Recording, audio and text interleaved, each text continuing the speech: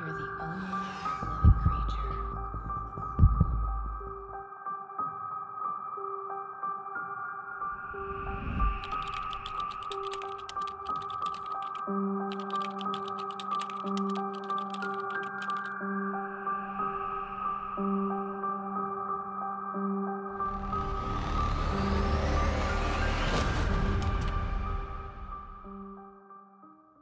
Hello বন্ধুরা, সবাই কেমন আছেন? গত কিছুদিন যাবৎ এই চ্যানেলে ভিডিও আপলোড করা হয়নি। এই বিষয়টার জন্য আমি দুঃখিত, তবে কথা দিচ্ছি এরপর থেকে আমি নিয়মিত ভিডিও আপলোড করে যাব। তো যাই হোক, আজকে যে মুভি নিয়ে আপনাদের সামনে হাজির হয়েছি সেই মুভিটা আপনাদের সবার জন্য খুবই ইম্পর্ট্যান্ট। ক্রিপ্টোকারেন্সি নিয়ে আগ্রহ নেই এমন কোনো ছেলেপেলে এখন খুঁজেই পাওয়া যায় না, যদিও এই আগ্রহ কাউকে একদম নিঃশেষ করে দিতে পারে। তো যাই হোক, আপনারা যারা ক্রিপ্টোকারেন্সি নিয়ে ভাবছেন অথবা যারা অলরেডি ক্রিপ্টোকারেন্সি নিয়ে ব্যস্ত আছেন, এই মুভিটা তাদের জন্যই। পাশাপাশি আজকের এই মুভির গল্পটা আপনাদের জন্য বেশ ইন্টারেস্টিং হতে যাচ্ছে, তাই দেরি না করে চলুন শুরু করা যাক আজকের এই দুর্দান্ত মুভির এক্সপ্লেনেশন। গল্পের শুরুতেই আমরা আমান্ডা নামের একটি মেয়েকে দেখতে পারি। সে তখন কারোর সাথে মোবাইলে কথা বলছিল। আসলে আমান্ডার সাথে যে ব্যক্তিটা কথা বলছিল সে আমান্ডাকে চিনতে পারেনি, যার কারণে তাকে জানায় যে আপনি কে। আমান্ডা তখন তাকে জানায়, আমি ক্রেডিট কার্ড সেফটি কোম্পানি থেকে কল করেছি, আর আপনার ক্রেডিট কার্ড ঘেটে আমরা দেখতে পারি যে আপনি বেশ কিছু বড় বড় ট্রানজ্যাকশন করেছেন। তখন বিপরীত পাশ থেকে কলে থাকা সে ব্যক্তি তাকে জানায়, আমি তো কোনোভাবে আমার ক্রেডিট কার্ড ব্যবহারই করিনি। বড় বড় ট্রানজ্যাকশন যাওয়া তো দূরে, আমান্ডা তখন তার প্রতি আফসোস প্রকাশ করে। সে আরও জানায়, এই ধরনের চুরির হাত থেকে বাঁচার জন্য অবশ্যই আমাদের সহযোগিতা আপনার দরকার হবে। এমনকি আপনি যদি চান তাহলে আপনার ক্রেডিট কার্ড অবশ্যই আরও বেশি সিকিউরড আমরা করে দিতে পারি। তাই প্রথমত আপনি আপনার ক্রেডিট কার্ডের নাম্বারটা আমাদেরকে দিয়ে দিতে পারেন। পাশাপাশি সেই ক্রেডিট কার্ডের গোপন পিন নাম্বারটাও সে নিয়ে নেয়। মূলত এই গোপন পিন নাম্বার কখনই কারোর সাথে শেয়ার করা উচিত না, কিন্তু আমান্ডা তাকে কোনোভাবে ম্যানেজ করে ফেলে। আর এই দৃশ্যের মধ্যে দিয়ে আমরা বুঝতে পারি যে আমান্ডা আসলেও একজন স্ক্যামার ছিল। আসলে এভাবে আমান্ডা নিজেকে চালাতো। অন্যের ক্রেডিট কার্ডের টাকার মাধ্যমে সে বিভিন্ন জায়গাতে বিভিন্ন কিছু অর্ডার করে বসতো। সেই অর্ডারকৃত পণ্যগুলো তার ঠিকানা অনুযায়ী রিসিভ করে আবার পরবর্তীতে এগুলো সেল করে দিত। আর এটাই ছিল আমান্ডার স্ক্যামিং এর মূল মন্ত্র। তবে এই সময়ে আপনাদের একটি কথা না বললেই না, আমান্ডার চিন্তা চেতনা কিন্তু এর চেয়েও অনেক বড় ছিল। সে সবসময় ভাবতো সে অনেক বড় কিছু একটা করবে। ছোটখাটো এই স্ক্যামিংগুলোর মধ্যে দিয়ে সে কোনোভাবেই সন্তুষ্ট ছিল না। আমান্ডা একদিন তার ল্যাপটপ নিয়ে বসেছিল। বিভিন্ন ওয়েবসাইট ঘাটাঘাটি করতে করতে তার কাছে একটি অ্যাড চলে আসে। অ্যাডভার্টাইজমেন্টে লেখা ছিল, স্বাধীনভাবে ফিনান্সিয়ালি গ্রো করার জন্য এখনই অ্যাকাউন্ট করুন। আর এই অ্যাডটি ক্রিপ্টোকারেন্সি নির্দেশ করছিল, যার কারণে আমান্ডাকে আমরা বেশ চিন্তিত দেখতে পারি। সে ভাবতে থাকে এর জন্য অবশ্যই তাকে ট্রেডিং সম্পর্কে বিস্তারিত জানতে হবে। এরপর সে ট্রেডিং সম্পর্কে বিস্তারিত জানার জন্য একটি বুক অর্ডার করে বসে, যেখানে ট্রেডিংয়ের ফান্ডামেন্টাল সকল তথ্যই ভালোভাবে লেখা ছিল। অর্থাৎ যে বই পড়লে সে ট্রেডিং সম্পর্কে বিস্তারিত ধারণা লাভ করবে। এরপরই শুরু হয়ে যায় টান টান গল্পের প্রথম ধাপ। আমান্ডা মনোযোগের সাথে অনবরত সে বই নিয়ে রিসার্চ করতে থাকে। এই বই পড়ে আমান্ডা খুব স্পষ্টভাবে বুঝতে পারে যে শেয়ার মার্কেট বিশেষত দুইটা ভাগে বিভক্ত, একটা হচ্ছে বেয়ার আর একটা হলো বুল। আপনারা যারা ট্রেডিং করেন তারা হয়তো এই দুটা শব্দের সাথে খুব ভালোভাবে পরিচিত। তারপরে সংক্ষেপে বলি, বুল রান হচ্ছে শেয়ার মার্কেটের দাম বেড়ে যাওয়া, আর বেয়ার রান হচ্ছে শেয়ার মার্কেটের দাম একদমই কমে যাওয়া। এই বইটা পড়ার সময় আমান্ডা খুব ভালোভাবে বুঝে যায় যে আসলেও শেয়ারগুলো কোন সময়ে কিনতে হবে, এমনকি কোন সময় বিক্রি করলে সেই শেয়ারগুলো থেকে প্রফিট আনা সম্ভব। বইটিতে আরও লেখা ছিল যে যদি আপনার কখনো মনে হয় যে এই শেয়ারের দাম কখনো বেড়ে যাবে, তাহলে অবশ্যই সেই শেয়ারটি আপনি কিনতে পারেন, অর্থাৎ আপনি শেয়ারের লংয়ে থাকবেন। আর যদি কখনো আপনার মনে হয় যে কোনো শেয়ারের দাম কমে যাবে, তাহলে অবশ্যই আপনি শর্টের সাথে থাকুন, অর্থাৎ সেটি সেলে রাখুন। আর ট্রেডিংয়ের একটি মজার ব্যাপার হচ্ছে আপনি শুধুমাত্র কোনো শেয়ার কিনতে পারবেন না, আপনি চাইলে সেটা প্রথম থেকে না কিনেও বিক্রি করতে পারেন। হ্যাঁ, আমি জানি এটা নিয়ে আপনাদের একটা কিন্তু তৈরি হবে যারা হয়তো এই বিষয় সম্পর্কে জানেন না। একমাত্র ক্রিপ্টোকারেন্সির সাথে যারা জড়িত তারা এই কথার অর্থ বুঝতে পারবেন। বলতে গেলে এটা আমার কাছে অনেকটাই গ্যামলিং বলে মনে হয়। মূল কথা, আপনাকে বুঝতে হবে কোনো শেয়ারের দাম বেড়ে যাবে কিনা কমে যাবে। যদি আপনি বুঝতে পারেন তাহলে একমাত্র ক্রিপ্টোকারেন্সিতে আপনি সাইন করতে পারবেন। আমান্ডা এই বই পড়ে ক্যান্ডেলস্টিক চার্ট সম্পর্কেও খুব ভালোভাবে তথ্য নেয়, কারণ ট্রেডিং সাধারণত ক্যান্ডেলস্টিক চার্টের উপরেই নির্ভর করে চলে। কারণ কোনো শেয়ারের দাম বেড়ে গেলে তার ক্যান্ডেল সবসময় গ্রিন হয়, আর কমে গেলে সেই ক্যান্ডেল সবসময় লাল হয়ে যায়। আর সবশেষে আমান্ডা বুঝতে পারে যে ট্রেডিং সংক্রান্ত বিষয়ের মধ্যে অনেক ঝুঁকি আছে। মানে আপনি কখনোই বলতে পারবেন না যে আপনি লাভবান হবেন, আপনি একদম ধ্বংস হয়ে যেতে পারেন, যেটার জন্য একটি ভুল পদক্ষেপই যথেষ্ট। আমান্ডা পুরো বই খুব ভালোভাবে পড়ার পর এই বইয়ের অথর অ্যামনি রসকে কল করে বসে। কল করে তাকে জানায়, আমি আপনার বই খুব ভালোভাবে পড়েছি, যেটা থেকে আমার না জানা অনেক কিছুই আমি জানতে পেরেছি। তবে একটা বিষয় আমি খুব ভালোভাবে বুঝতে পারছি না, আপনি আপনার বইয়ের সব জায়গাতেই লং সম্পর্কে খুব ভালোভাবে তথ্য দিয়েছেন, শর্ট সম্পর্কে কেন জানাননি? আমান্ডার কথা শুনে বোঝা যাচ্ছিল সে লং টার্ম না, বরং শর্ট টার্ম ট্রেডিং সম্পর্কে ভালোভাবে জানতে চাচ্ছিল, কারণ তার উদ্দেশ্য খুব কম সময়ের মধ্যে শাইন করা। এমনি রস তখন তাকে জানায়, তার মানে তুমি ডে ট্রেডিং সম্পর্কে জানতে চাচ্ছ? আমান্ডা বলে, হ্যাঁ, আমি ডে ট্রেডিং সম্পর্কে জানতে চাচ্ছি। এমনি রস তাকে জানায় যে আসলে ডে ট্রেডিং এর মাধ্যমে খুব অল্প সময়ের মধ্যে কোটিপতি হওয়া সম্ভব, কিন্তু একটা ভুল পদক্ষেপ যে কোনো কাউকে একদম শেষ করে দিতে পারে। কারণ শর্ট টাইমে এটা যতটা মানুষকে সামনের দিকে এগিয়ে নিয়ে যাবে, ঠিক ততটাই আবার পিছিয়ে দিতে পারে। তাই বলাই যেতে পারে যে শর্ট টাইমে চিন্তা করলে এটা অবশ্যই গ্যাম্বলিং হয়ে যাবে। আর আমরা খুব ভালো করেই জানি যে গ্যাম্বলিং এর মাধ্যমে কেউ কখনো ভালো অবস্থায় পৌঁছতে পারে না। আমান্ডা তখন তাকে জানায় যে হ্যাঁ, আপনার সব কথাই আমি বিশ্বাস করছি, কিন্তু ইন্টারনেটে আমি ঘাটাঘাটি করে দেখলাম অনেকেই ডে ট্রেডিং করে অনেক কিছুই করে ফেলেছে, অর্থাৎ তারা খুব কম সময়ের মধ্যে কোটিপতি হয়ে গেছে। এমনি রস তখন তাকে জানায় যে হ্যাঁ, আপনি হয়তো ইন্টারনেটে দেখতে পারেন, কিন্তু ইন্টারনেটে যে পরিমাণ ফলস নিউজ আসে সেটা কিন্তু অন্য কোনো মাধ্যমে পাওয়া যায় না। ইন্টারনেটের কোনো নিউজ আপনি এভাবে বিশ্বাস করবেন না। বলতে পারেন ইন্টারনেটের যে কোনো নিউজ আপনাকে এক মুহূর্তে ধোঁকা দেওয়ার জন্য যথেষ্ট। এমনকি ট্রেডিংয়ে আসা প্রত্যেকটা মানুষই মনে করে তারা একদিন বড়লোক হবে, কিন্তু বাস্তব অর্থে অধিকাংশ মানুষই লুজার হয়ে যায়। এমনি রস তখন তাকে জিজ্ঞাসা করে, বলুন তো, কারা আসলেও ট্রেডিংয়ের মাধ্যমে কোটিপতি হতে পারবে? যারা আসলে শেয়ার কিনছে নাকি যারা সেল করছে? আমান্ডা তখন বলে যে অবশ্যই যারা সেল করছে তারাই একমাত্র বড়লোক হতে পারবে, অথবা বলা যেতে পারে তারাই শাইন করছে, কারণ সবকিছুর কন্ট্রোল তো তাদের হাতেই। এমনি রস তখন তাকে বলে, হ্যাঁ, একমাত্র তারাই এখান থেকে লাভবান হতে পারে, মূলত অন্য সবাই লুজার হয়ে যায়। কেউ আবার খুব অল্প সময়ে অল্প কিছু উপার্জন করে একদমই আত্মহারা হয়ে যায়, কিন্তু একটা সময় এই ট্রেডিং তার কাছ থেকে সবকিছুই কেড়ে নেয়। আসলেও যারা সেই শেয়ারগুলো ছেড়েছে তারাই একমাত্র লাভবান হয়। মাঝখান থেকে ডে ট্রেডারগুলো একদমই জীবন্ত জেলের মধ্যে পড়ে থাকে, মানে তার আসল নিয়ে একদম টানাটানি বেজে যায়। সে প্রতিদিন লস করে এবং ভাবতে থাকে কবে এই লস থেকে বের হয়ে প্রফিট করবে সে, কিন্তু দিন শেষে সে আরও গভীরে চলে যায় এবং আরও বেশি লস করে বসে। মূল কথা বলতে একদম নিঃশেষ না হওয়া পর্যন্ত সে এই প্যাচ থেকে বের হয়ে আসতে পারে না। এমনকি কেউ যদি মার্কেটের উপর রাগ করে রিভেঞ্জ নিতে শুরু করে, তাহলে সে নিজেই কোনো একটা সমস্যায় পড়ে যায়, তার লস আরও দ্বিগুণ পরিমাণে হয়। মোট কথায় ট্রেডিংয়ের সাথে থাকতে গেলে একদম ঠান্ডা মাথায় চিন্তা চেতনা করে থাকতে হবে, কারণ যারা শেয়ার সেল করে তারা কখনোই কাউকে লাভ করে যেতে দিতে চায় না। এমনি রস তাকে আরও জিজ্ঞাসা করে যে সবকিছু জানার পরেও তুমি কি চিন্তা করছো তুমি এমন লাইফই চাচ্ছ? আমান্ডা তার সব কথা শুনে একদমই হতভম্ব হয়ে যায়। সে তখন চিন্তাও করতে পারছিল না যে এই ধরনের লাইফ তার জন্য ভালো হবে কিনা। সে আরও ভাবতে থাকে যদি ট্রেডিংয়ের সাথেই থাকতে হয় তাহলে ডে ট্রেডিং করবে নাকি ইনভেস্টমেন্ট করে রাখবে, অর্থাৎ দীর্ঘদিনের জন্য ইনভেস্ট করবে। এক্ষেত্রে আরেকটি কথা বলে রাখা ভালো, দীর্ঘদিনের জন্য যদি কেউ ইনভেস্ট করে রাখে তাহলে সে শেয়ারে খুব একটা লস যায় না। তবে আগেই বলেছি, খুব কম সময়ের মধ্যে কোটিপতি হতে চাইলে শর্ট ট্রেডিং করতে হবে, অর্থাৎ ডে ট্রেডিং করতে হবে। সব কথা শেষে আমান্ডা চিন্তা করে অবশ্যই সে শর্ট ট্রেডিং করবে, কারণ তার চিন্তা একটাই, খুব অল্প সময়ের মধ্যে তাকে কোটিপতি হতে হবে, তাতে যত বড়ই রিস্ক আসুক না কেন। এরপর বইয়ের শেষ পৃষ্ঠা দেয়ালে সে লাগিয়ে নেয়, যেখানে লেখা ছিল তুমি তোমার ভাগ্যকে কখনোই হারাতে পারবে না। যেটা তো আসলেও সত্য কথা, আল্লাহ যে ভাগ্য লিখে রেখেছেন সেটা কখনোই কিন্তু চেঞ্জ করা যায় না। আপনারা যারা এই বিষয়ের সাথে একদমই একমত অবশ্যই কমেন্টস করে জানাতে পারেন।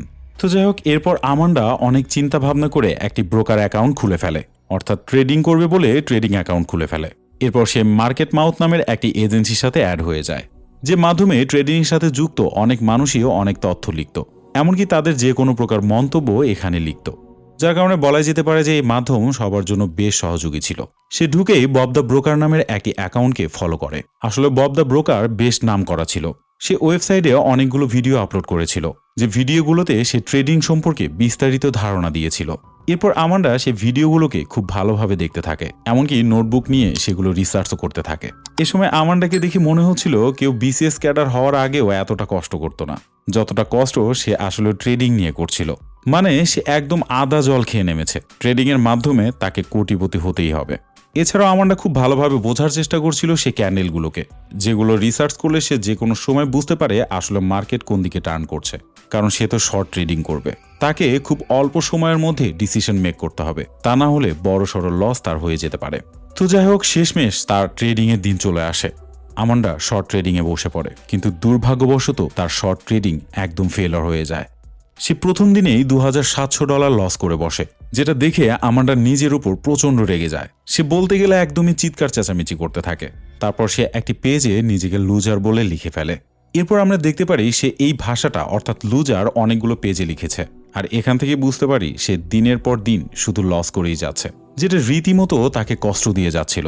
আমান্ডা ভেবেছিল কি আর হলো কি, বলতে গেলে সে এখন একদমই ভেঙে পড়ে, কিন্তু তারপরেও সে কোনোভাবে হাল ছাড়ে না। আমান্ডা এরপর 18 নম্বর দিনে চলে আসে। 17 দিন তো একদমই সে লস গুনেছে, তবে সৌভাগ্যবশত 18 নম্বর দিনে সে লাভ করে বসে। লাভের পরিমাণ লসের থেকে একদমই কম, কিন্তু সে বেশ খুশি ছিল। সে মাত্র $123 লাভ করেছে।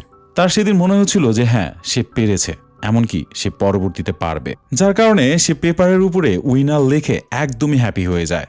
আর এরপর থেকে সে রেগুলার উইন করতে থাকে।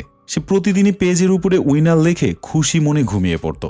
এভাবেই তার আরও কিছুদিন পার হয়ে যায়। তবে এত ছোট ছোট উইন দিয়ে তো তার কোনো কাজ হবে না। সে তো ট্রেডিংয়ে পা রেখেছে কোটিপতি হওয়ার জন্য। এই $100-200 দিয়ে তার কিছু হবে? আর এর মধ্যে তার কনফিডেন্স লেভেল একদমই হাই হয়ে যায়। সে পেপারের উপর লেখে দ্য রিয়েল ডিল, যেটা দেখে বোঝা যাচ্ছিল আমান্ডা এবার বড় কোনো অ্যামাউন্ট নিয়ে ট্রেডিংয়ে নামতে চাচ্ছে। সে শর্ট টাইমের মধ্যে একদমই কোটিপতি হবে, এর ভিতরে কোনো ভুল আর নেই। তার প্রস্তুতি এবং হাবভাব দেখে মনে হচ্ছিল সে আজকে এসপার নয় ওসপার দেখে ছাড়বে। সে অনেক ভেবেচিন্তে একটা ফার্মা কোম্পানির উপরে শেয়ার করতে চায়, আর এই কোম্পানির নাম ছিল ডেল্টা প্যাক্স। সে টার্গেট করে এই কোম্পানির শেয়ারের দাম একদমই বাজ খেয়ে খাদে পড়ে যাবে, অর্থাৎ বলতে গেলে একদমই কমে যাবে। এই কোম্পানি ক্যান্সারের উপরে এক্সপেরিমেন্ট করেছিল। এই এক্সপেরিমেন্টে তারা 200 জন মানুষের উপরে ওষুধ প্রয়োগ করে। তবে এই এক্সপেরিমেন্টের রেজাল্ট এখনও দেওয়া হয়নি। আজকেই সেদিন 200 জন মানুষের উপরে এক্সপেরিমেন্ট করে কি ফলাফল আসলো সেটা আজকে প্রকাশ করা হবে। আর এ সময়ে আমান্ডা ভাবতে থাকে যে এই এক্সপেরিমেন্টে এই কোম্পানি একদমই ফেলিওর হয়ে যাবে, যার কারণে এই কোম্পানির শেয়ারের দাম একদমই কমে যাবে। যার কারণে আমান্ডা তার অধিকাংশ টাকায় এই শেয়ারে লাগিয়ে দেয়, অবশ্যই সেটা শর্টে। আর এসব কিছুই সে মার্কেট মাউথ নামের সে সাইটে প্রকাশ করে। সে সেখানে খুব ভালোভাবে লেখে যে ডেল্টা প্যাক্সের শেয়ারের দাম অবশ্যই কমে যাবে, যার কারণে সে শর্টে ডিল করেছে। কিন্তু সে লক্ষ্য করে সেখানকার সবাই ডেল্টা প্যাক্সের শেয়ার বাড়বে বলে চিন্তা করেছে, যার কারণে সবাই লংয়ে ট্রেড করছে, কিন্তু একমাত্র সেই শর্টে ট্রেড করছিল। যার কারণে সেখানকার উপস্থিত সবাই তাকে ক্রিটিসাইজ করতে থাকে। আর এই সময় সে শেয়ারের দাম কিছুটা বাড়ার জন্য তার লসও হচ্ছিল। তো যাই হোক, পরদিন সকালে আমান্ডা ঘুম থেকে উঠে দেখতে পারে যে শেয়ার বাজারের অবস্থা একদমই বেগতিক। ডেল্টা প্যাক্সের দাম কমে যাওয়া তো দূরে থাক, এটা আরো বেড়ে চলছে, যার কারণে ধুমধুম করে তার অনেক টাকা লস হয়ে যাচ্ছিল। আর যেহেতু ডেল্টা প্যাক্সের দাম একদমই বেড়ে যাচ্ছিল, আমান্ডার অবস্থা একদমই খারাপ হতে থাকে, কারণ আজ সে অনেক বেশি টাকা লাগিয়েছে। লস হলে সে প্রায় সর্বস্বই হারাবে। এর মধ্যে দিয়েই দুপুর 12টা বাজে। এ সময় দেখা যায় যে সে মাধ্যমগুলোতে আমান্ডার এই পোস্ট নিয়ে অনেক ক্রিটিসিজম চলতেই থাকে। বলতে গেলে সবাই তাকে নিয়ে হাসাহাসি করছে, কারণ সে একাই শর্ট নিয়ে ব্যস্ত, যেখানে অলরেডি অনেকেই অনেক টাকাই লাভ করেছে। আমান্ডা তখন কাউকে কোনো কিছুই বলছিল না, কারণ মার্কেট কোনোভাবেই নিচে নামছিল না। যত সময় যাচ্ছিল মার্কেট একদমই হাইয়ে চলে যাচ্ছিল, আর যত হাইয়ে যাচ্ছিল তখন তার লস আরো বেশি হচ্ছিল, যেখানে মার্কেট মাউথের সবার অনেক টাকাই লাভ হয়ে যাচ্ছিল। তো যাই হোক, এসবের কারণে আমান্ডার মাথা একদমই গরম হয়ে যায়। সে নিজের মাথায় নিজে আঘাত করতে শুরু করে, কারণ নিজের চোখের সামনে লক্ষ লক্ষ টাকা লস হতে দেখলে কার মাথা ঠিক থাকে। ঠিক তখনই ডেল্টা প্যাক্সের শেয়ার রেড ক্যান্ডেল ধরে বসে। এই রেড ক্যান্ডেল যেন তেন নয়, কারণ এই রেড ক্যান্ডেলটি খুব অল্প সময়ের মধ্যে অনেক বেশি পরিমাণে নেমে আসে, অর্থাৎ মার্কেটের অবস্থা একদমই ধসে যায়। আর এভাবে আমান্ডার এত পরিমাণ লস খুবই দ্রুত পুষে আবার লাভের দিকে যেতে শুরু করে। আমান্ডা তখন একদমই পাথর হয়ে যায়। সে স্বপ্নে ভাবতে পারেনি যে এইভাবে ট্রেডিং তাকে অনেক বড় কিছু দিয়ে দিতে পারবে। যেখানে আমান্ডা ভেবেছিল যে তার আজকে সর্বস্ব হারিয়ে ফেলতে হবে, সেখানে সে কিনা লাভের মুখ দেখছে, তাও কিনা এত র্যাপিডলি। আর এর পিছনের প্রধান কারণ হচ্ছে ক্যান্সার এক্সপেরিমেন্টে ডেল্টা প্যাক্স পুরোপুরি ফেলার হয়ে গিয়েছিল, যেটা ইন্টারনেট মাধ্যমে পুরো পৃথিবীতে ছড়িয়ে পড়ে, যার কারণে প্রত্যেকটা ব্রোকারেজ তাদের প্রতি আগ্রহ হারিয়ে ফেলে। এতে তাদের শেয়ারের দাম একদমই কমে যেতে থাকে। আর এই সময় মার্কেট মাউথের প্রত্যেকটা ব্যক্তি ডেল্টা প্যাক্সকে গালাগালি করতে থাকে। সেখানকার সবাই প্রায় লুজারই ছিল, একমাত্র আমান্ডাই সেখানে লাভবান হয়ে যায়, যেটা দেখে আমান্ডা হাসতে শুরু করে। এরপর 4টার দিকে সে মার্কেট ক্লোজ করে। এই অল্প সময়ের মধ্যে সে $4200 লাভ করে বসে, যেটা সে অত্যন্ত খুশির সহিত পেপারে লিখছিল। রাত হলে আমান্ডা খুব খুশি মনে সিগারেট পান করে। ঠিক এই সময় বব দ্য ব্রোকার তাকে কল করে বসে। আসলে যে ব্যক্তির ভিডিও দেখে আমান্ডা ট্রেড করা শিখেছে। আমান্ডাকে সে কল করে বসে, তুমি আজকে খুব ভালো একটা কল করেছো, তুমি আসলেও কত বছর যাবত ট্রেডিং করো? আমান্ডা তাকে জানায়, 1 মাস যাবত আমি আপনার সকল ভিডিও দেখছি, যে ভিডিওগুলো দেখে আমি শেখার চেষ্টা করেছি, পাশাপাশি আমি একটু ট্রেডিংও করেছি। তবে এর আগে আমি আমার ফেক অ্যাকাউন্টগুলো দিয়েই ট্রেডিং করেছি। আজকে প্রথম আমি আমার রিয়েল অ্যাকাউন্ট দিয়ে ট্রেডিং করলাম। বব দ্য ব্রোকার তখন তাকে জিজ্ঞাসা করে যে তুমি কিভাবে বুঝলে যে আজকে ডেল্টা প্যাক্স তার শেয়ারের দাম হারাবে। আমান্ডা বলে আমি এর আগেও লক্ষ্য করেছি কোনো কোম্পানি যদি নতুন কোনো মেডিসিন সম্পর্কে জানায় তখন তার শেয়ারের দাম বেড়ে যেতে থাকে, কিন্তু যখনই সেই ওষুধের ট্রায়াল ভার্সন ফেল করে বসে তখন তার দাম একদমই কমে যেতে থাকে। আমার দৃঢ় বিশ্বাস ছিল ডেল্টা প্যাক্স ক্যান্সার এক্সপেরিমেন্টে একদমই ফেলার হয়ে যাবে, যার কারণে প্রত্যেকটা ব্রোকার তাদের প্রতি বিশ্বাস হারাবে আর এভাবেই তার দাম একদমই কমে যেতে থাকবে। বব দ্য ব্রোকার তখন তাকে বলে যে হ্যাঁ আমি সবকিছুই বুঝলাম, তবে তোমাকে আমি একটি টেকনিক্যাল বিষয় শিখাই যেটা বলতে পারো একরকম সিক্রেট। আর সেটা হলো এই জগতে টেকনিক্যাল অ্যানালাইসিসের মাধ্যমে কিন্তু খুব একটা ভালো কিছু করা সম্ভব না। ট্রেডিং এর মার্কেট বিশেষত গ্রিড, ফেয়ার আর হাইপের উপর নির্ভর করে। বলতে পারো কোনো মার্কেটে যদি হাইপ থাকে তাহলে অবশ্যই সেখানে ট্রেড করা যাবে না। যদি সেই শেয়ার কেনা থাকে তাহলে হাইপ থাকা অবস্থাতে সব ট্রেড সেল করে বের হয়ে আসা ভালো। আর এটা যদি মাথায় রাখতে পারো তাহলে অবশ্যই তুমি ভালো কিছু করতে পারবে। তো যাই হোক, তাদের কথা শেষ হয়ে যায়। আমান্ডা নতুন নতুন কোম্পানি টার্গেট করতে থাকে, যেগুলো কোম্পানি নতুন নতুন মেডিসিন লঞ্চ করবে, যার কারণে তাদের ওষুধ এখন ট্রায়ালের উপর ছিল। যার কারণে আমান্ডা সেই কোম্পানি ট্রায়ালের রেজাল্টের দিনগুলো লিখে রাখছিল, যেন সেই দিনগুলোতে সে ট্রেড করে অনেক টাকা উপার্জন করতে পারে। এরপরে সে ডার্ক ওয়েবে ঢুকে পড়ে, যেন সেই কোম্পানিগুলো সম্পর্কে সে আরো ভালোভাবে জানতে পারে। কারণ এটা তো আপনারা খুব ভালোভাবেই জানেন যে ডার্ক ওয়েবে যেগুলো আমরা জানতে পারবো সেগুলো অবশ্যই সাধারণ এই ওয়েবসাইটে জানা সম্ভব না।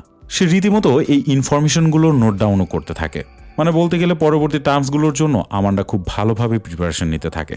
এছাড়াও সে মার্কেট মাউথে অনেক ফেক অ্যাকাউন্ট খুলে বসে, যেন এখানে সে উল্টাপাল্টা লিখে সে মার্কেটের হাইপ তুলতে পারে। কারণ তার দরকার কোনো মার্কেটের একদম টপ নচ হাইপ, যেন সে মার্কেটের হাইপের সময়ে সে এন্ট্রি করতে পারে। কারণ এটা ট্রেডিংয়ের ভাষায় একদম সত্য কথা, মার্কেটের কোনো শেয়ারই টপ নচ হাইপের জায়গাটা কোনোভাবেই হোল্ড করতে পারে না।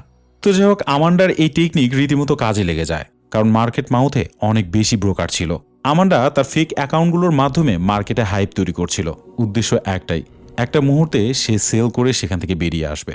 আর এভাবে সে রীতিমতো অনেক টাকা ইনকাম করে ফেলে। আর এর ফাঁক দিয়ে সে ববের সাথে খুব ভালোভাবে যোগাযোগ রাখছিল, দুজন বলতে গেলে বেশ কথোপকথন করত। এমনকি ববের কাছ থেকে অনেক ইনফরমেশন সে খুব ভালোভাবে হাতিয়ে নিচ্ছিল, আর এই ইনফরমেশনগুলো তার রীতিমতো কাজেও লেগে যায়। আর এর মধ্যে দিয়ে সে কোটি কোটি টাকা হাতিয়ে নেয়। আর এভাবে আমান্ডা একদমই একটি রুমে বন্দি অবস্থায় পড়ে থাকে। সে কোনোভাবে তার কম্পিউটারের সামনে থেকে অন্য কোথাও যাচ্ছিল না। তার দৈনন্দিন জীবনের খাওয়া দাওয়া, এক্সারসাইজ সে এই রুমই করছিল। আর এভাবেই দেখতে দেখতে সে কড়া লেভেলের একজন ট্রেডার হয়ে ওঠে।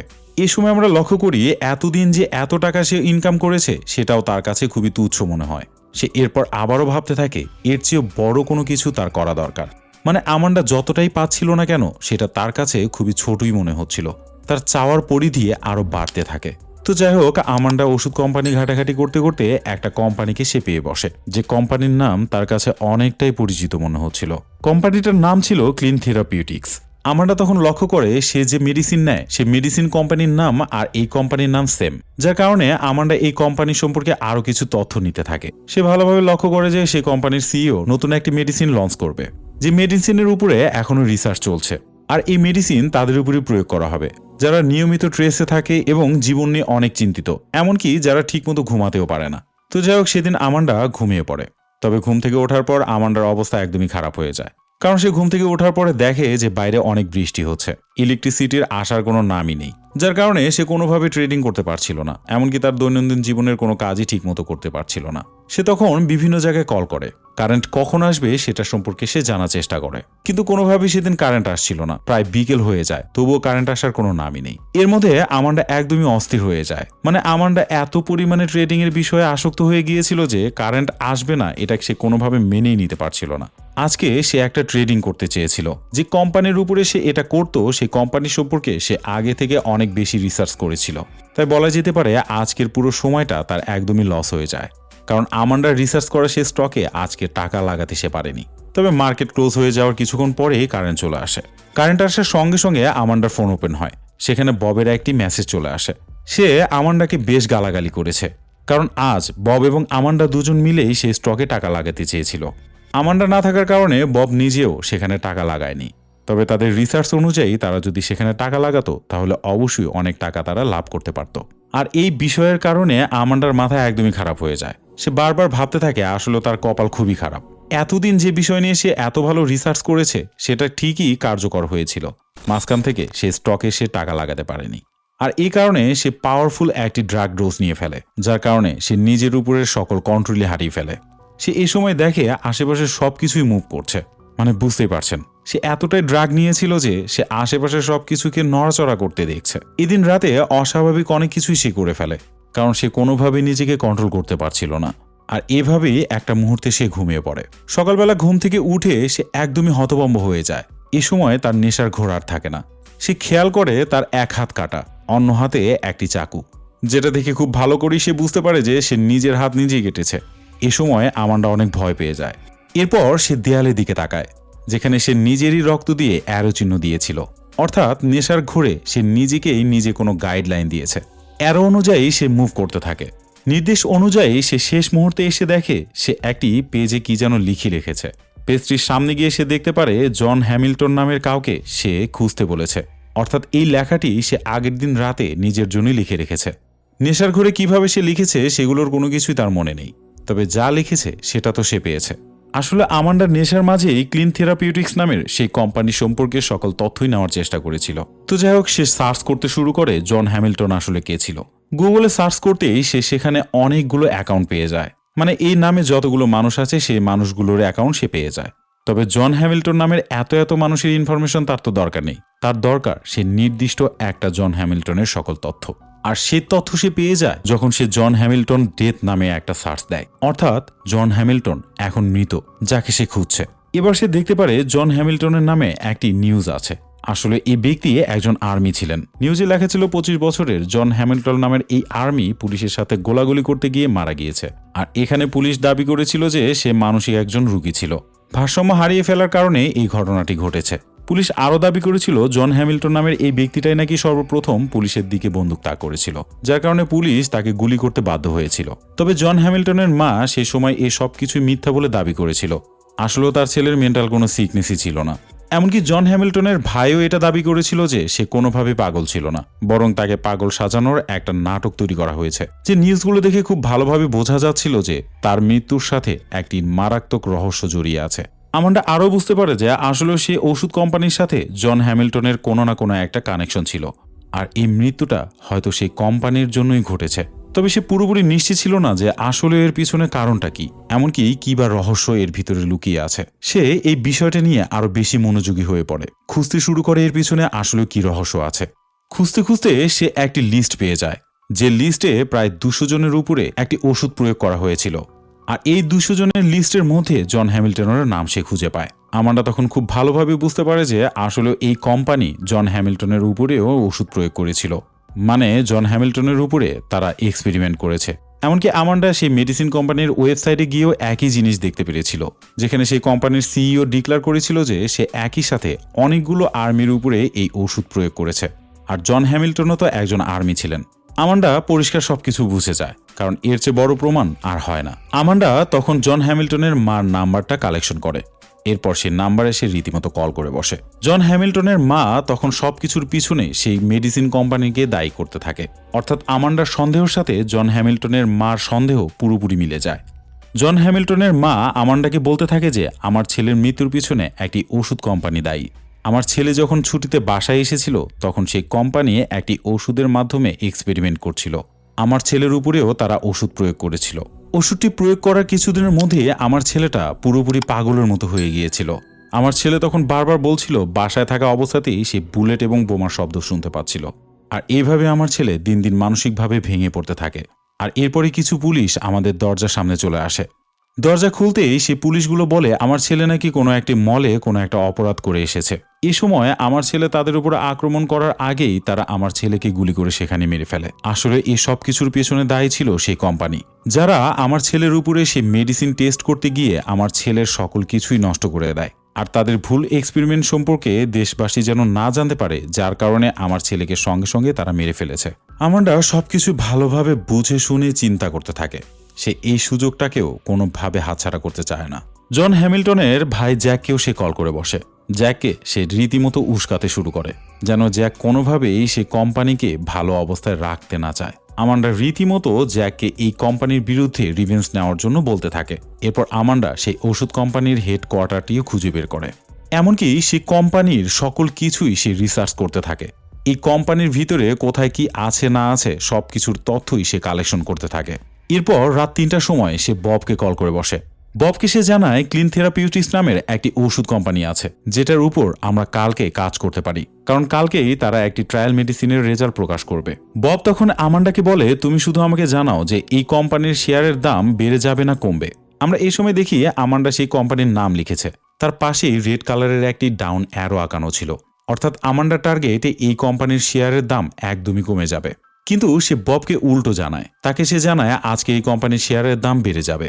সে তাকে আরও জানায় এই কোম্পানিতে কর্মরত একজন ব্যক্তির সাথে তার খুব ভালো সম্পর্ক আছে, যে কিনা তাকে একটি ডকুমেন্ট পাঠিয়েছে, যে ডকুমেন্টের সকল তথ্য অনুযায়ী কালকে সকল রেজাল্ট দেওয়া হবে, আর সেই রেজাল্ট অনুযায়ী সে কোম্পানির শেয়ারের দাম অবশ্যই বেড়ে যাবে। আমান্ডা তখন ববকে বলে, আমি তো তোমাকে ভালো একটা ইনফরমেশন দিচ্ছি, আর এই ইনফরমেশন যদি সত্যি হয়ে যায় তাহলে তোমার বসকে কি আমার সম্পর্কে জানাবে? বব তখন সঙ্গে সঙ্গে রাজি হয়ে যায়। বব তখন তাকে আশ্বস্ত করে, যদি তোমার সব কথাই সত্য হয় তাহলে অবশ্যই আমার কোম্পানির বসের সাথে তোমাকে পরিচয় করিয়ে দেব। তো যাই হোক, এই শেয়ারের দাম প্রথমত আমরা বাড়তে দেখি। $25 সেই শেয়ারটি তখন $27 গিয়ে পৌঁছেছে, যার কারণে বলা যেতে পারে বব অনেক লাভ করছিল, কারণ বব তো আমান্ডার কথা মতোই শেয়ার কিনে রেখেছিল। বব তখন আমান্ডাকে বলে, আমি তোমার কথা মতো প্রায় $1 মিলিয়ন শেয়ার করেছি, আর এই মুহূর্তে শেয়ারের দাম বেড়েই চলছে, যার কারণে বলা যেতে পারে আমাদের বেশ লাভ হচ্ছে। আর তোমার সম্পর্কে আমি আমার বসের সাথে কথাও বলেছি, সম্ভবত 1 সপ্তাহ পরেই আমি তোমার সাথে তাকে পরিচয় করে দেব। এরপর আমরা দেখতে পারি আমান্ডা কোল্ড ক্রিয়েটিভ নামের একটি কোম্পানিতে কল করে। তার কলটি ট্রান্সফার করে কোল্ডের কাছে পৌঁছে দেওয়া হয়, অর্থাৎ সেই কোম্পানির মালিকের কাছে। সে তখন আমান্ডাকে জিজ্ঞাসা করে, তুমি আমাকে কল করেছো কেন? তুমি কি আমার কাছে কিছু চাচ্ছ? আমান্ডা তখন তাকে জিজ্ঞাসা করে, বব দ্য ব্রোকার কি আপনার কোম্পানির কোনো ব্যক্তি? উত্তরে কোল জানায় যে হ্যাঁ, সে আমার আন্ডারই কাজ করে। আমান্ডা তখন তাকে জিজ্ঞাসা করে, যে ওষুধ কোম্পানির শেয়ার আপনারা কিনেছেন সেটা সম্পর্কে বব দ্য ব্রোকারই কি আপনাকে সবকিছু জানিয়েছে? অর্থাৎ তার কথা মতো কি আপনারা শেয়ার কিনেছেন? কোল তখন বলে হ্যাঁ, তার কথা মতোই আমরা সেখানে শেয়ার কিনেছি। আমান্ডা তখন তাকে জিজ্ঞাসা করে যে আমার সম্পর্কে বব দ্য ব্রোকারকে আপনাকে কোনো কিছু জানিয়েছিল? সে কি আপনাকে বলেছিল যে এই সব কিছুই আমার মাধ্যমে সে করছে? কোল তখন তাকে জিজ্ঞাসা করে, আমি কিন্তু আপনাকে খুব ভালোভাবে চিনতে পারছি না, আসলেও আপনি কে বলছেন বলেন তো? আর আপনি যে ববকে এই শেয়ারটি কিনতে বলেছিলেন, এটার কি কোনো প্রমাণ আপনি দিতে পারবেন? আমান্ডা তখন তাকে বলে, আমি খুব ভালো করেই জানি বব দ্য ব্রোকার আমার সম্পর্কে আপনাকে কিছুই বলবে না, সে শুধুমাত্র আমাকে ব্যবহার করতে চেয়েছে। একটা কথাই বলি, গত কোয়ার্টারে আমার জন্যই আপনি এত লাভ করেছিলেন, আগের শেয়ারটাও আমার কথা মতোই বব দ্য ব্রোকার কিনেছিল। আমান্ডার এসব কথা শুনে কোল তাকে জিজ্ঞাসা করে, আপনি আসলেও আমার কাছে কি চাচ্ছেন? আমান্ডা তখন বলে, বব দ্য ব্রোকার আপনার অফিসে যে ডেজিগনেশনে কাজ করছে, আমি সেই ডেজিগনেশন চাই। সে আরও বলে, ববকে আপনাকে ক্লিনিক্যাল ট্রায়াল সম্পর্কে কোনো কিছু দেখিয়েছিল, যে ডকুমেন্টটা আমি তাকে পাঠিয়েছিলাম? কোল্ড বলে হ্যাঁ, আমি সেই ট্রায়ালটা দেখেছি। কোল্ড বলতে থাকে যে এই রিপোর্টের মাধ্যমে আমি বুঝতে পেরেছি যে $50 পর্যন্ত এই শেয়ারের দাম অবশ্যই বাড়বে। আগামী শুক্রবার পর্যন্ত আমরা এটার জন্য ওয়েট করতেই পারি। আমান্ডা তখন তাকে বলে, হ্যাঁ, এটা মানলাম যে এই শেয়ারের দাম $50 পর্যন্ত উঠবে, তবে আমি যদি বলি $50 পর থেকে এটা আবারও নেমে $3 চলে আসবে, তাহলে কি হবে? কোল তার কথায় একদমই হতভম্ব হয়ে যায়। সে বলতে থাকে যে একটা কোম্পানির শেয়ার 90% কিভাবে কমে যেতে পারে, তাও আবার এত দ্রুত। তারপরেও তোমার সব কথাই মানলাম, কিন্তু তুমি এগুলো কিভাবে জানো? আমান্ডা তখন তাকে বলে, হ্যাঁ, আমি খুব ভালো করেই জানি, তাই আপনাকে সতর্ক করার জন্য আমি কল করেছি। পক্ষান্তরে কোল তাকে জানায় যে আমি আমার কোম্পানির প্রত্যেকটা ব্যক্তিকে বেশ ট্রাস্ট করি, তাই তাদের কথা মতো আমি অবশ্যই এই শেয়ার লংয়েই রাখবো। অর্থাৎ কোল বব দ্য ব্রোকারের উপর নির্ভর করেই এই শেয়ারটি আরও হোল্ড করতে চাচ্ছে। তার বিশ্বাস $50 পরেও এই শেয়ারের দাম বাড়তেই থাকবে। আমান্ডা তখন তাকে বলে যে আপনার টাকা, আপনার ডিসিশন, আপনি এটা জলে ফেলতে চাইলে আমার কি করার? তবে সত্যি যদি শুক্রবারে এটা ক্রাশ করে $3 চলে আসে তাহলে অবশ্যই আমাকে কল করবেন। এরপর শুক্রবার সকালবেলা আমান্ডা ঘুম থেকে ওঠে, নিজেকে সে পরিপাটি করতে থাকে। দেখতে পারি সে অনেকটা মেকআপও করছিল। তারপরেই সে এই কোম্পানির শেয়ার $29 থাকতেই সেল করে দেয়। এরপরেই সে অপেক্ষা করতে শুরু করে কখন সে মার্কেটে ক্র্যাশ করে আবারও নিচে নামতে শুরু করবে। আর এই সময় সে জন হ্যামিল্টনের মাকে কল করে বসে, এখনই আপনার সঠিক সময়। জন হ্যামিল্টনের মা তখন মিডিয়াতে চলে আসে। সে বলতে থাকে তার ছেলের মৃত্যু একটা মেডিসিনের মাধ্যমে হয়েছিল, এমনকি তার ছেলের মৃত্যুর জন্য পুরোপুরি দায়ী ক্লিন থেরাপিউটিক্স। এরপর জন হ্যামিল্টনের মার এই স্পিচটি পুরো পৃথিবীতে খুবই দ্রুত ছড়িয়ে পড়তে থাকে, আর এই বিষয়গুলো নিয়ে মার্কেট মাউথে অনেক লেখালেখি হতে থাকে। আর আপনারা তো বুঝতেই পারছেন যেটার প্রভাব পুরোপুরি সেই কোম্পানির শেয়ারের উপরে পড়তে থাকে, যার কারণে এই কোম্পানির শেয়ার হোল্ডারগুলো পুরোপুরি প্যানিকে পড়ে যায়। দেরি না করে প্রত্যেকটা শেয়ার হোল্ডার তাদের শেয়ার সেল করতে শুরু করে, যার কারণে খুব স্বাভাবিকভাবেই মার্কেট ক্র্যাশ করতে থাকে। ক্রমান্বয়ে সবাই এইভাবেই সেল করতে থাকে আর মার্কেট আরো বেশি ক্র্যাশ করতে থাকে। এরপর আমান্ডা জন হ্যামিল্টনের ভাই জ্যাককে কল করে বসে। কল করার পর সে তাকে একটি লোকেশন জানিয়ে দেয়। জন সে লোকেশন অনুযায়ী গিয়ে একটি বক্স খুঁজে পায়, যার ভিতরে রাখা ছিল একটি অস্ত্র। অস্ত্রটি হাতে নেওয়ার সঙ্গে সঙ্গে আমান্ডা তাকে জানায় যে তাকে আরেকটি লোকেশন দেওয়া হবে, যে লোকেশনটা ছিল ক্লিন থেরাপিউটিক্সের হেড অফিস, যে অফিসে সে মেডিসিনের আজকে রেজাল্ট জানানো হবে। সময় তখন দুপুর 12:30। কোম্পানির সিইও তখন মিডিয়ার সামনে এসে সেই ওষুধের রেজাল্টটি জানাতে থাকে। প্রথমে সে জানায় আমাদের কোম্পানির উপরে যে এলিগেশনগুলো লাগানো হচ্ছে সেগুলো পুরোপুরি মিথ্যা। আসলেও এই সব কিছুর সাথে আমাদের কোম্পানি কোনোভাবেই জড়িত না। আমরা আমাদের ক্লিনিক্যাল ট্রায়াল জন হ্যামিল্টনের উপরে কোনোভাবেই চালাইনি, এমনকি আমাদের লিস্টে এই ব্যক্তির কোনো নামই ছিল না। তাই বলতে পারেন আমাদের কোম্পানির বিরুদ্ধে যারা মিথ্যা কথা বলছে তাদের বিরুদ্ধে আমরা আইনগত কোনো না কোনো ব্যবস্থা নেব। এর মধ্যেই জ্যাক সেখানে চলে আসে। আমান্ডা তাকে জানায় ফায়ার এক্সিটের মাধ্যমে তুমি ভিতরে ঢুকে পড়ো। ভেতরে ঢুকতেই তুমি কনফারেন্স রুম দেখতে পারবে, আর এই কনফারেন্স রুমের মধ্যে যতগুলো ব্যক্তিকে তুমি দেখবে তাদের জন্যই তোমার ভাইকে মরতে হয়েছে। আর তুমি তো খুব ভালো করে জানো তোমার হাতে অস্ত্র রয়েছে, তুমি তাদেরকে কি করবে সেটা তোমার ব্যাপার। ঠিক এটুকু বলেই আমান্ডা কল কেটে দেয়।